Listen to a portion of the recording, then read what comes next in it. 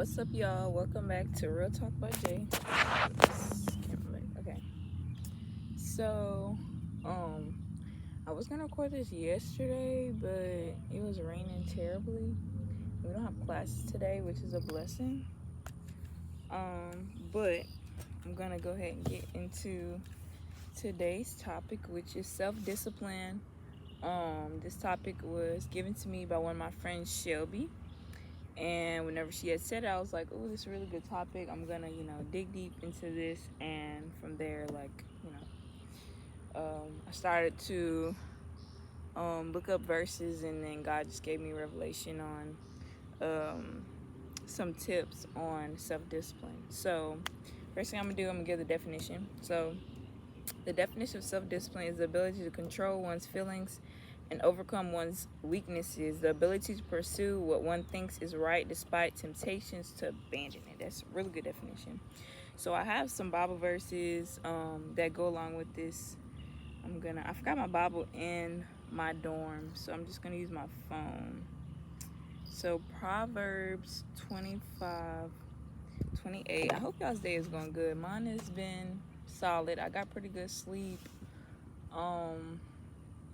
Went to the cafe and ate some fish. It was pretty good. I put up some shots at the gym right after I ate, took a shower, and just been finalizing what I'm gonna say in this podcast or whatnot for today. So I have my notes on paper because I don't know, usually when I do it on paper, I really get revelation. I have buku pages of the word or whatnot. So let's just get into it because I'm knowing the video gonna be long. So Proverbs 25 verse 28 says, like a city whose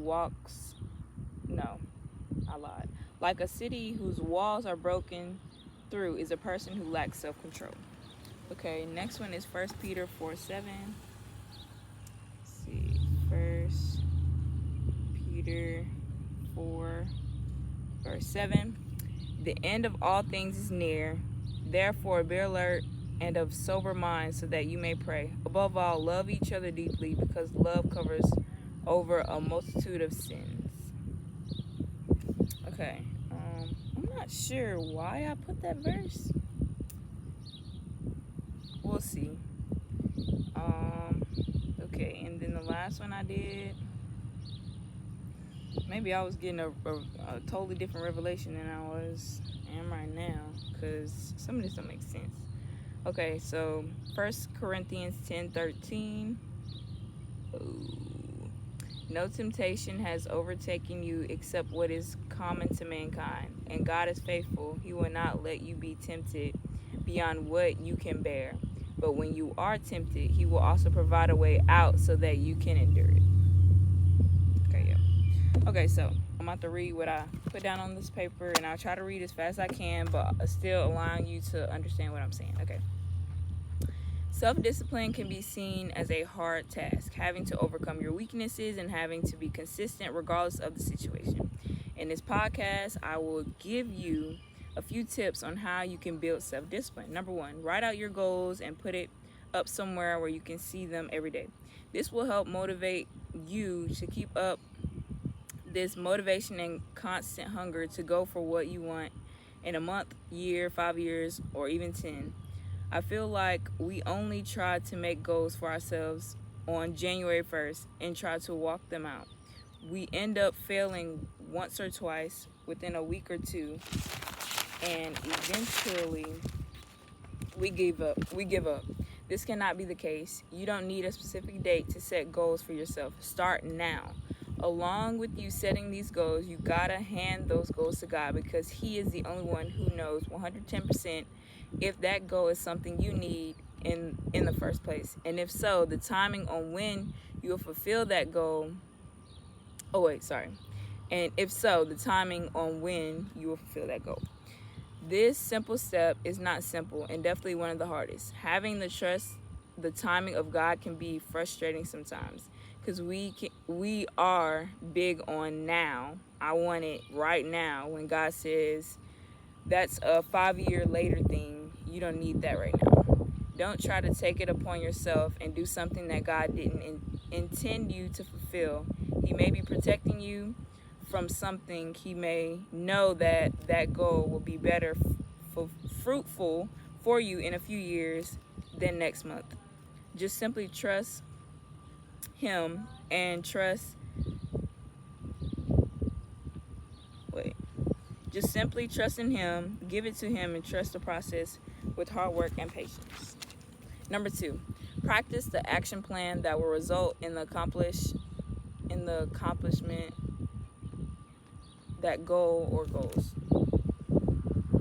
God says that faith without works is dead. So if you got the first box checked out, writing the goal down and giving it to God, what is that showing God? Yes, you are showing God you trust him, but you are not showing him you can handle this goal, accomplishment, or blessing. Everyone knows the saying, God will not give you something you cannot handle, and that is 100% true. If you are not able to be consistent with a small goal or task you have, what makes you think you can handle a big goal, or what makes you think God will bless you to answer that prayer that you ask of him for that big goal? It is not going to happen at all.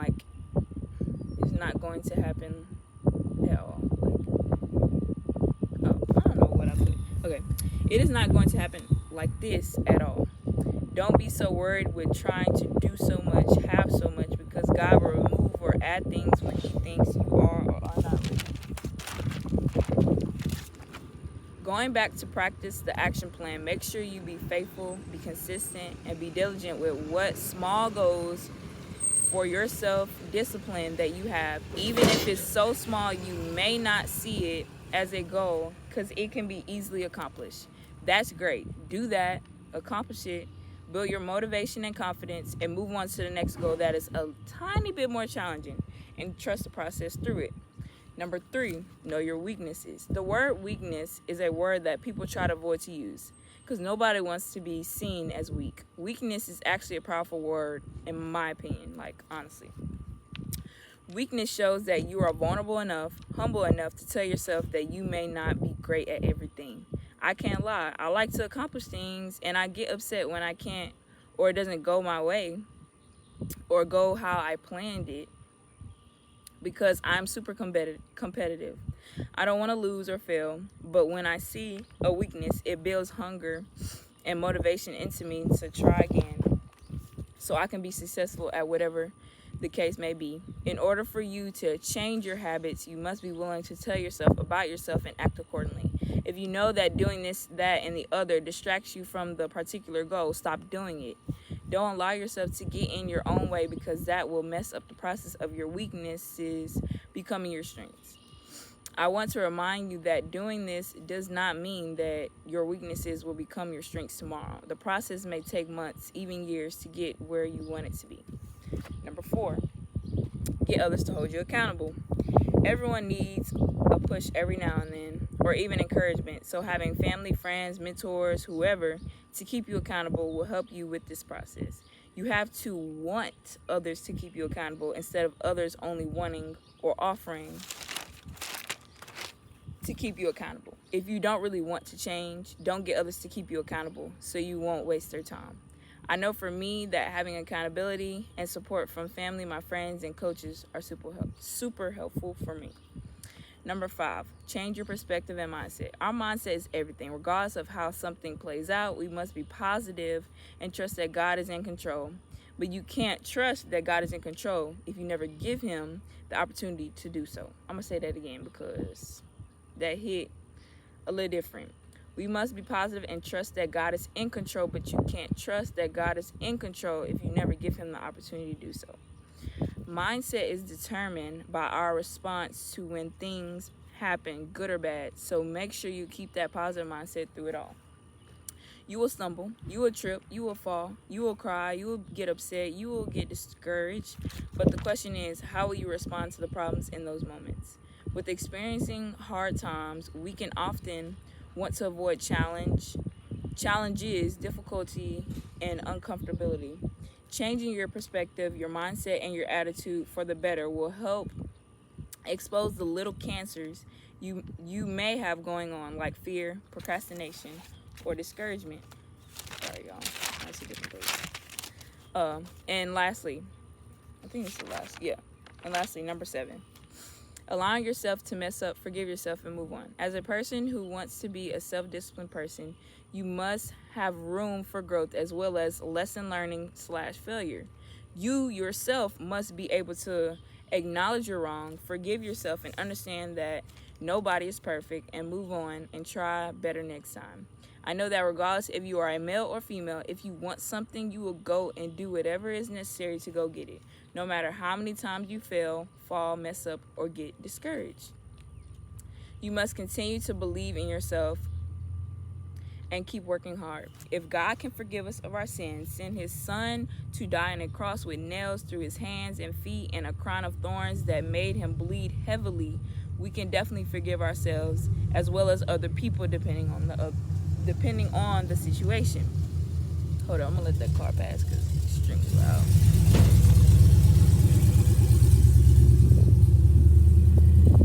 Okay. If you are able to write your goals down, both big and small, practice towards these goals, and acknowledge your weaknesses when it comes to accomplishing these goals. Ask people to keep you accountable who are responsible enough to do so and actually respect what you are doing. Change your perspective and mindset to positivity. Forgive yourself of your past mistakes and move on. And pray and meditate on those goals and allow God to help you to accomplish these goals if it is his will for your life. You will see yourself on the other side of that goal, being able to enjoy the moment you have with it, whether it is a job, a person, or an object. I hope this was encouraging for you, and I hope to see y'all on the next episode of Real Talk by Jay. I love y'all. Thank y'all for tuning in. Peace.